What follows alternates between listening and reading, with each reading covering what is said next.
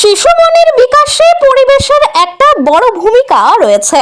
সেই পরিবেশ শিশুর পরিবারের হতে পারে, তার শিক্ষা কেন্দ্র বা স্কুলের হতে পারে।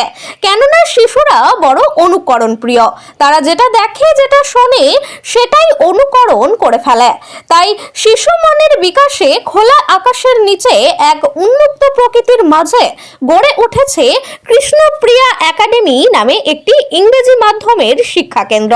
কর্তৃপক্ষের এই উদ্যোগ এক মানবিক ভাবনার উদ্যোগ, কেননা তারা বাণিজ্যিক ভাবনা নিয়ে এই শিক্ষা প্রতিষ্ঠান গড়ে তোলেননি, সেবার ভাবনায় গড়ে তুলেছেন এই শিক্ষা প্রতিষ্ঠান। সেবার ভাবনা আছে বলেই ছাতনা ব্লকের একটি প্রান্তিক অঞ্চল লোহাগড়কে তারা বেছে নিয়েছেন।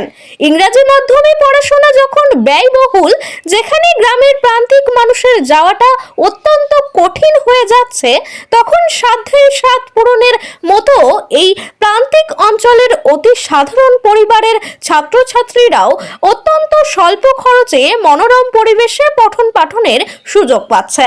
আধুনিক গুণমানের ঝাঁ চকচকে শ্রেণীকক্ষ, ছাত্রছাত্রীদের ওয়াশরুম, পরিচ্ছন্ন খেলার মাঠ, মনোরঞ্জনের নানান ব্যবস্থায় গড়ে উঠেছে এই শিক্ষা কেন্দ্র।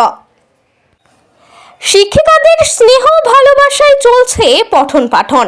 যাদের মানবিক ভাবনায় এই কৃষ্ণপ্রিয়া একাডেমি গড়ে উঠেছে, তারা দুজনেই অবসরপ্রাপ্ত স্কুল শিক্ষক শিক্ষিকা। তারা এই শিক্ষা প্রতিষ্ঠানকে একটি আদর্শ শিক্ষা প্রতিষ্ঠানে উন্নীত করবে সে কথা বলার অপেক্ষায় রাখে না।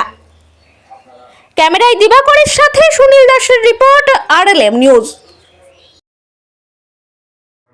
একটা পিছিয়ে পড়া ব্লক, সেখানে আপনি এই প্রতিষ্ঠাটা করেছেন, এই স্কুলটা, তো কোন ভাবনা থেকে আপনি এটা করলেন?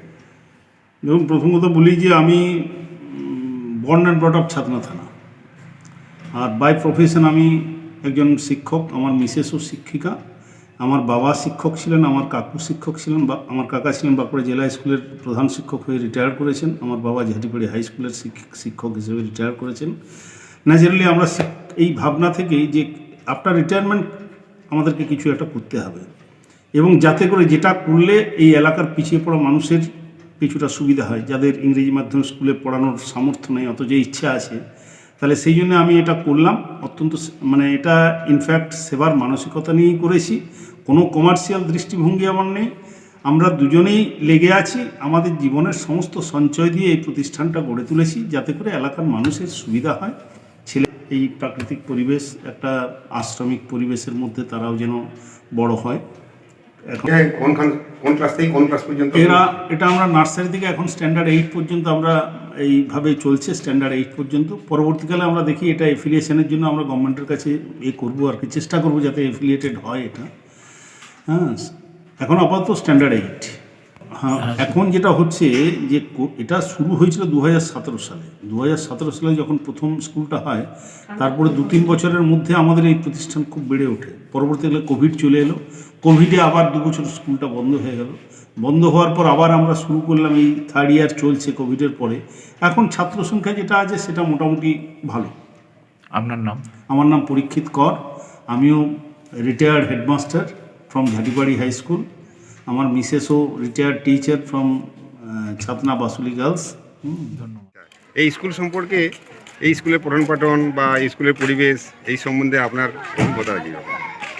আমার ছেলে নার্সারিতে এখন পড়ছে, 2 বছর হয়ে গেল। তো এখানে সবচেয়ে প্রথম হচ্ছে এখানে যে পরিবেশটা খুব সুন্দর, চারিদিকে সবুজে, বাচ্চাদের একটা মনোরঞ্জন, খেলাধুলার সব দিকের থেকে পারফেক্ট আছে। তারপরে এখানে যারা শিক্ষক শিক্ষিকা যারা আছে, ওই গাইডনেস যারা করে খুব সুন্দর, নিজের ছেলেমেয়ের যেরকমভাবে বাড়িতে করে সেরকমভাবে তাদেরকে গাইডনেস করে, নিজেদের ছেলেমেয়ের মতনভাবে তাদেরকে পড়াশোনা করে, বাচ্চার মতনভাবে খেলা, বাকি এখানে খেলাধুলা বা আসা যাওয়ার জন্য গাড়িও আছে। কারোর যদি দূরে থাকে আসা যাওয়ার জন্য যদি কোনো গার্জেন নিয়ে আসতে অসুবিধা হয়, তার জন্য এখান থেকে গাড়িরও সুবিধা আছে। বাকি এখানে দূর দূরান্ত থেকে আসছে, ঝাঁটিপাড়ি ছাতনা প্রায় 3-4 কিলোমিটার দূর থেকে বাচ্চা ছেলেমেয়েরা এখানে পড়াশোনা করতে আসছে। আপনার নাম? আমার নাম তাপস ঘোষ।